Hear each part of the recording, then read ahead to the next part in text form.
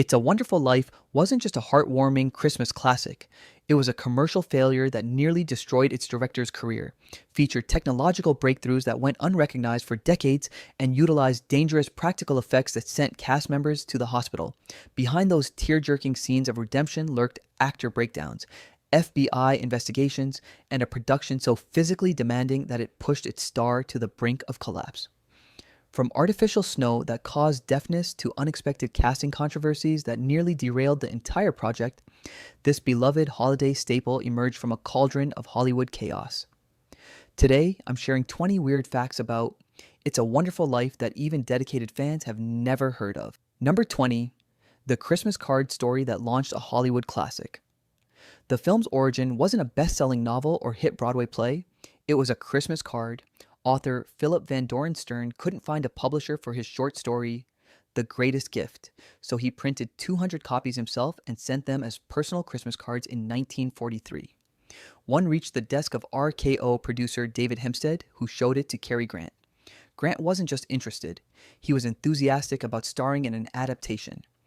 RKO purchased the rights for $10,000, an extraordinary sum for an unpublished 4,000-word story.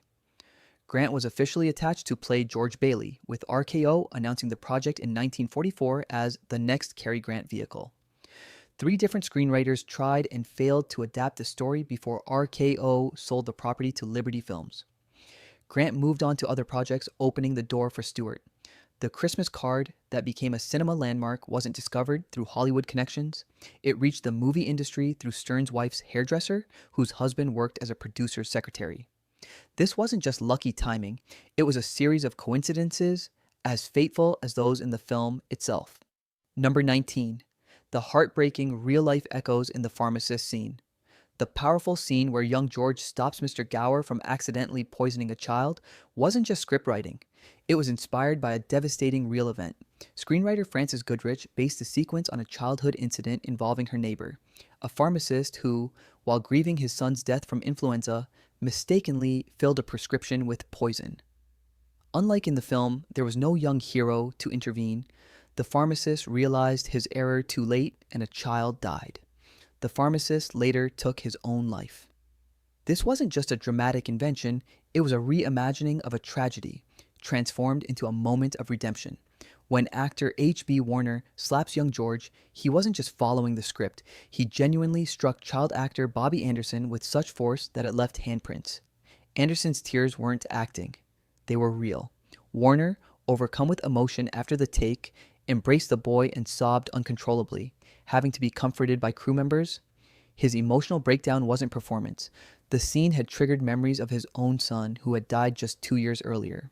Number 18. The bizarre failed marketing campaign that doomed the film. RKO's marketing strategy for It's a Wonderful Life wasn't just ineffective, it was actively misleading. The studio didn't know how to sell a film that mixed such darkness with sentiment. Their solution? Pretend the darkness didn't exist. The original posters and trailers portrayed the film as a romantic comedy, focusing entirely on the George-Mary relationship with taglines like "They're going to love this picture" and "The screen's big Valentine's Day love story." There was no mention of suicide, financial ruin, or existential crisis. One poster featured a grinning Jimmy Stewart with the baffling tagline, "He's back from the wars, back to the girl he left behind." This wasn't just tone deaf.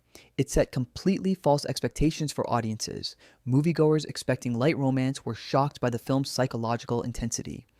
In some theaters, confused patrons demanded refunds. The disconnect between marketing and content wasn't just a minor miscalculation. It contributed directly to the film's box office failure. RKO's advertising department later used It's a Wonderful Life as a case study in how not to market a complex film, acknowledging their campaign as perhaps the most mismatched in studio history. Number 17. The original ending that featured Potter's comeuppance. The film's unresolved plot thread wasn't an oversight. It was a studio-mandated change. The original screenplay included a final confrontation where Potter gets his long-awaited comeuppance. In this deleted sequence, George and the townspeople confront Potter after discovering he kept the missing $8,000. Potter suffers a stroke while trying to flee, mirroring his earlier taunt that George's father died of a stroke while trying to save his precious building and loan. Test audiences cheered during this scene, but studio executives worried about the dark implications of celebrating an elderly man's medical emergency, even a villain's. RKO demanded the scene be cut, leaving Potter's theft permanently unresolved. Capra reluctantly agreed, but insisted on keeping the scene where Uncle Billy inadvertently leaves the money with Potter, creating the narrative hole that has frustrated viewers for decades. Stewart strongly objected to the cut, arguing that Potter needs to pay for what he did. The missing resolution wasn't artistic ambiguity. It was corporate interference that permanently altered what could have been a more satisfying narrative arc. Number 16. The romantic scene that was almost censored for being too sensual. The famous telephone scene between George and Mary wasn't just romantic, it was considered shockingly intimate by 1940 standards. As they share a phone receiver, their faces nearly touching, breathing the same air, the sexual tension was so palpable that the Production Code Administration flagged it for revision. They weren't just concerned about the proximity, they objected to Mary's visible arousal, noting her heaving bosom and sensual vocalization. Capra fought back, arguing the scene contained no kissing or explicit content. The compromise? Mary's costume was modified to be less revealing, and the scene was slightly trimmed from its original length. What remained was still so charged with the erotic tension that during test screenings, audience pulse rates noticeably increased. Censors also demanded changes to the scene where George returns home to Mary after the building and loan crisis, concerned that his emotional intensity seemed dangerously close to sexual aggression. Stewart and Reed weren't just acting attraction. They were navigating a tightrope of what sexuality could be portrayed in an era of strict moral policing. Number 15. The artificial snow breakthrough that changed Hollywood forever. What audiences saw on screen wasn't your typical 1940s movie snow. It wasn't the dangerous white-painted cornflakes that cut actors' mouths, or the deafening noise-making painted cotton that ruined sound recording. Director Frank Capra demanded something revolutionary.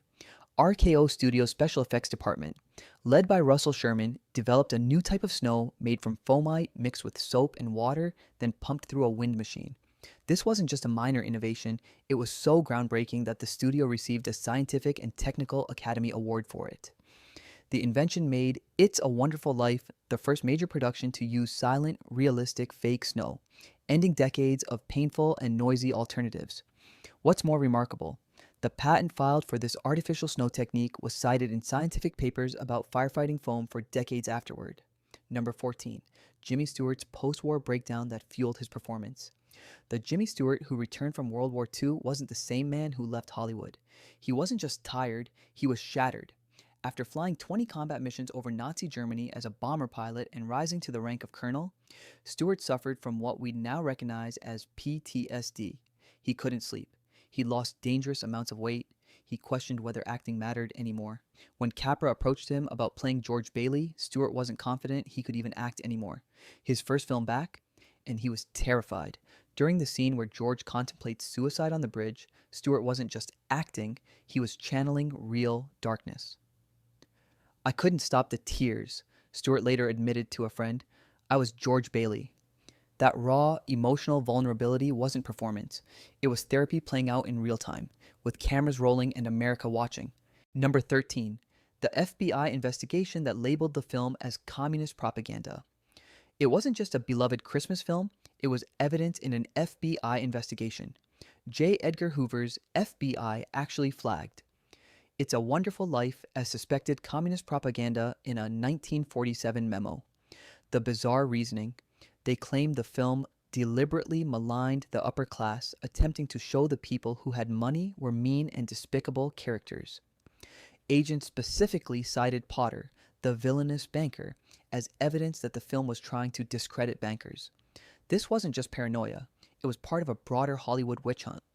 The film appeared in a 1947 FBI report called Communist Infiltration of the Motion Picture Industry. The investigation lingered for years, with FBI informants attending screenings to monitor audience reactions. Capra, a registered Republican who made films for the U.S. military, was bewildered to discover his celebration of small-town American values had landed him on a government watch list. Number 12. The physical torture behind that famous swimming pool scene. The high school dance scene with the retractable floor revealing a swimming pool wasn't just movie magic. It was filmed in a real location, Beverly Hills High School's swim gym, a basketball court with a pool underneath that still exists today. What audiences didn't see was the brutal shooting conditions. The scene was filmed during a blistering heat wave in summer, not winter. The water reached nearly 100 degrees under the hot lights, and the chlorine concentration was so high that it burned the actors' eyes raw. Donna Reed and Jimmy Stewart had to do take after take, fully clothed in the sweltering pool. Stewart later developed an ear infection so severe it temporarily affected his hearing. Capra, ever the perfectionist, demanded 44 takes of their fall into the water. By the final take, Reed was nearly delirious from heat exhaustion, while Stewart, still recovering from his war service, had to be helped from the pool by crew members. The joyful scene you love, pure actor endurance. Number 11, the grueling 11-month shoot that almost never happened. It's a Wonderful Life wasn't filmed over a comfortable production schedule. It was a marathon of exhaustion spanning 11 grueling months, practically unheard of for a film of this era.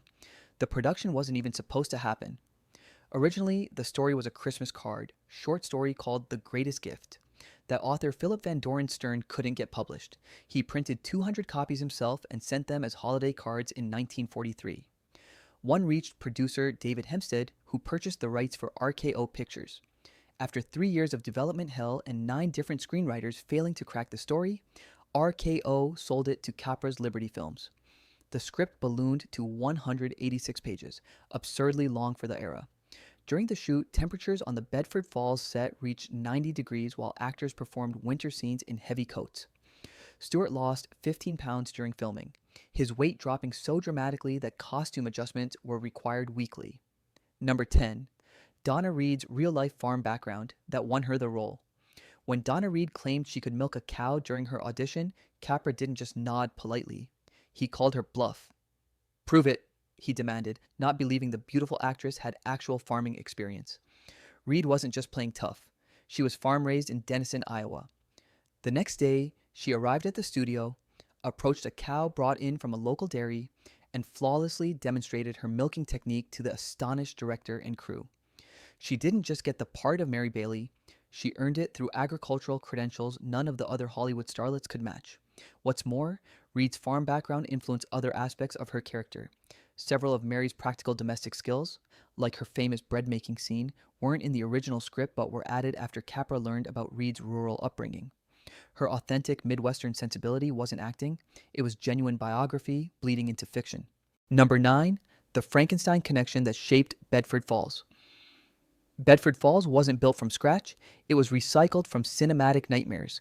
The massive set, one of the largest ever constructed at the time, was built on RKO's Encino Ranch, spanning 3 city blocks with 75 stores and buildings, a tree-lined center parkway, and working streetlights. What audiences didn't know was that parts of the set were repurposed from The Hunchback of Notre Dame, 1939, while other buildings were modified pieces from horror films, including elements from Universal's Frankenstein sets. The Bailey Building and Lone Building, it previously housed movie monsters. Capra didn't want small-town perfection, he demanded lived-in authenticity. 20 full-grown oak trees were transplanted to the set, and the special effects team manufactured mechanical birds to populate them. The entire town was wired for sound. Hidden microphones captured ambient noise to create the illusion of a living community. When filming wrapped, the set wasn't preserved. It was dismantled, its pieces scattered to other productions. Bedford Falls dissolving back into Hollywood's collective architectural unconscious. Number 8. The sound effect disaster that temporarily deafened the crew. That iconic scene where George runs through Bedford Falls as the town transforms back to normal. It wasn't just dramatically powerful, it was physically dangerous. The sequence required precise timing of sound effects, lighting changes, and actor movements. What went wrong was the bell sound. When the bells of Bedford Falls ring, signaling George's return to reality, the sound effect used on set was so deafeningly loud that 3 crew members experienced temporary hearing loss. The original recording equipment couldn't handle the volume, blowing out 2 microphones. Jimmy Stewart wasn't acting when he covered his ears, he was protecting his hearing from the actual bells positioned just off camera. Sound designer Jack Foley had to completely reimagine how to capture the scene. The bell you hear in the final film isn't a church bell at all. It's a carefully microphoned hammer striking a suspended saw blade, then slowed down 40% in post-production to create the resonant tone that's become synonymous with Christmas redemption. Number 7. The child actress's shocking improvisation that made the final cut. Carolyn Grimes, who played Zuzu Bailey, wasn't just reciting memorized lines, she was fighting through personal tragedy. Just weeks before filming her scenes, the 6-year-old actress's mother died after a long illness. Capra, unaware of this, became frustrated when the child struggled with her scripted lines. During the famous petals scene, where Zuzu worries about her flower losing its petals, Grimes suddenly went off script with the heartbreaking improvised line, "Is it dying, Daddy?" The rawness of her delivery, informed by her recent loss, stunned everyone on set. Stewart, visibly moved, responded with unscripted compassion that Capra kept rolling on. What audiences don't know is that Grimes's famous line, "Every time a bell rings, an angel gets his wings," took 40 takes because the traumatized child kept dissolving into tears between attempts. Her performance wasn't just acting, it was a child processing grief through art, creating one of cinema's most memorable moments through pain rather than technique. Number 6. The deleted scene too dark even for this film. Go ahead and like and subscribe because we're about to reveal the scene so disturbing that Capra himself demanded it be destroyed after a test screening left audiences gasping. The original film contained a sequence showing George Bailey's dark night of the soul in much greater detail. It wasn't just suicidal ideation, it was explicit planning. The scene showed George writing a detailed suicide note, followed by him examining different methods of ending his life, including a straight razor shown in extreme close-up. Stewart's performance was so convincing that preview audiences were deeply disturbed. One woman reportedly fainted during the sequence. Capra didn't just edit the scene, he ordered the negative physically destroyed so it could never be restored. The only evidence it ever existed is a single production still showing George writing the note, and Stewart's own journal where he described it as the darkest acting I've ever done. This wasn't family-friendly Christmas fare, it was psychological horror that pushed too far even for a film already exploring the abyss of human despair. Number 5. The career-ending gamble that bankrupted its creators. It's a Wonderful Life wasn't just a mild disappointment at the box office. It was a catastrophic financial failure that destroyed its production company and nearly ended Capra's career. Liberty Films, the independent studio Capra formed with fellow directors William Wyler and George Stevens, invested everything in this project. The budget ballooned to $3.7 million, an astronomical sum for 1946. When the film underperformed, losing $525,000 on its initial release, Liberty Films collapsed. The company that was meant to free directors from studio control was absorbed by Paramount within a year. Capra, once Hollywood's most successful director with 3 Best Director Oscars, never fully recovered professionally. The film he believed would be his masterpiece was dismissed by critics. The New York Times called it sentimental and too simple-minded. Capra directed only 5 more films in his career, none achieving the critical acclaim of his pre-war work. His artistic gamble on George Bailey's redemption story ironically mirrored the film's plot. A man watching his life's work crumble before eventual, delayed vindication. Number 4, the wheelchair-bound actor who hid his disability from audiences. Lionel Barrymore's portrayal of villainous Mr. Potter wasn't just acting, it was a triumph over devastating physical limitations. What audiences didn't know was that Barrymore wasn't using a wheelchair as a character choice, he genuinely needed it. The actor suffered from crippling rheumatoid arthritis and hip injuries that made walking impossible. By 1946, his condition had deteriorated so severely that standing scenes had to be filmed with him supported by hidden braces and assistants just out of frame. The pain was so intense that between takes, medics would administer relief while Barrymore bit down on leather straps to avoid screaming. Capra reimagined Potter's character specifically to accommodate Barrymore's disability, but never mentioned it publicly at the actor's insistence. The cruel irony? Barrymore's most famous role before Potter was as the kind-hearted Dr. Gillespie in the Dr. Kildare film series. His transition from beloved healer to hated villain wasn't just a casting choice. It was a reflection of his own bitter struggle with a body that had betrayed him. Number 3. The Christmas film that wasn't shot during Christmas. The ultimate Christmas classic wasn't filmed during the holiday season. It was shot during a punishing California summer heat wave. Bedford Falls' winter wonderland was created while temperatures outside reached 90 degrees. Actors struggled through heavy winter coats and scarves as sweat poured down their faces under the hot studio lights. The artificial snow would melt almost immediately after being laid down, requiring constant replacement between takes. Jimmy Stewart's sweat is actually visible in several close-up shots, particularly during the building and lone run scene. The famous final scene around the Christmas tree was filmed in July when the thermometer hit 97 degrees on set. The ice in the swimming pool scene had to be replaced every 30 minutes because it kept melting under the lights. Actors' breath wasn't visible naturally. It was created through a combination of hidden cigarette smoke and tiny ice chips held in actors' mouths, which they would subtly exhale to create the illusion of cold. The winter magic you see on screen wasn't Christmas spirit. It was technical ingenuity battling against punishing heat. Number 2, the little person actors who were mistreated during production. The film's representation of little people, actors, wasn't just problematic by today's standards. It was controversial even in 1946. For the scene where drunken Uncle Billy leaves the building alone, Capra hired several little people to create a comic effect where Billy appears to see multiple versions of the same character. What audiences don't know is that these actors were credited only as dwarves and paid significantly less than standard union scale. One actor, Jerry Marin, walked off set after objecting to being asked to perform degrading physical comedy. The scene was reshot with other performers.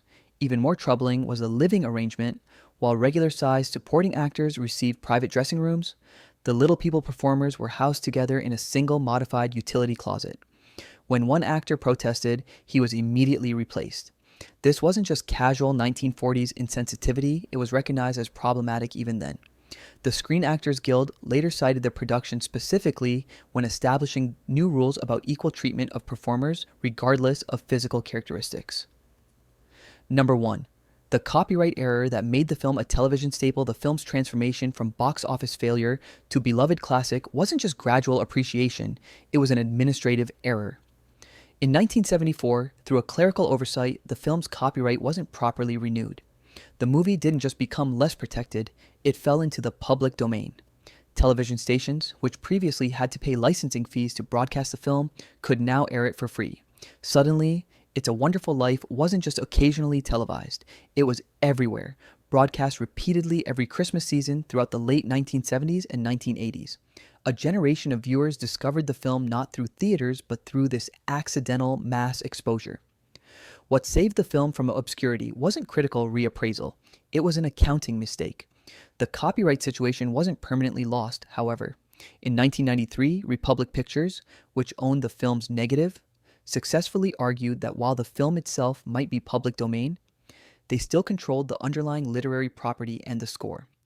This technicality wasn't just legal maneuvering, it allowed Republic to reassert control, ending the era of unlimited television broadcasts and creating the scarcity that helped cement the film's status as a special annual event. Bonus fact: the original concept for Clarence wasn't an angel earning his wings, it wasn't even a supernatural being. In Philip Van Doren Stern's original story and in the first 3 screenplay drafts, the character who shows George the alternate reality was explicitly established as a manifestation of George's subconscious, a psychological projection rather than a divine intervention. This wasn't just a minor difference, it fundamentally changed the story's meaning from spiritual fable to psychological self-rescue. The shift to making Clarence an angel came after intense studio pressure, with executives insisting audiences needed the comfort of a heavenly presence. Capra, who preferred the psychological interpretation, fought against the change for months before finally conceding. Evidence of this original concept survives in the film's structure.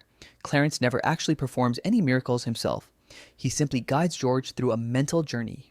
Henry Travers, who played Clarence, filmed several scenes explaining his non-angelic nature that were cut from the final version. The famous wings motif, now inseparable from the film's identity, wasn't in any draft until the 7th revision, added reluctantly by Capra as a concession to studio demands for a more overtly religious element. It's a Wonderful Life wasn't just a film that failed and found redemption, it was a blueprint for how art sometimes needs decades to find its audience. A movie that became a cultural touchstone not through marketing or box office success, but through genuine emotional resonance that transcended its era. Like George Bailey himself, the film had to lose everything before discovering its true worth. From technical innovations to personal sacrifices, what endures isn't just the heartwarming story on screen, but the difficult, messy, very human effort that created it. If you enjoyed these revelations about this holiday classic, hit like and subscribe for more films whose behind-the-scenes stories are even more dramatic than what made it to the screen. Because sometimes it's the wonderful life behind the camera that tells us the most about what we see in front of it.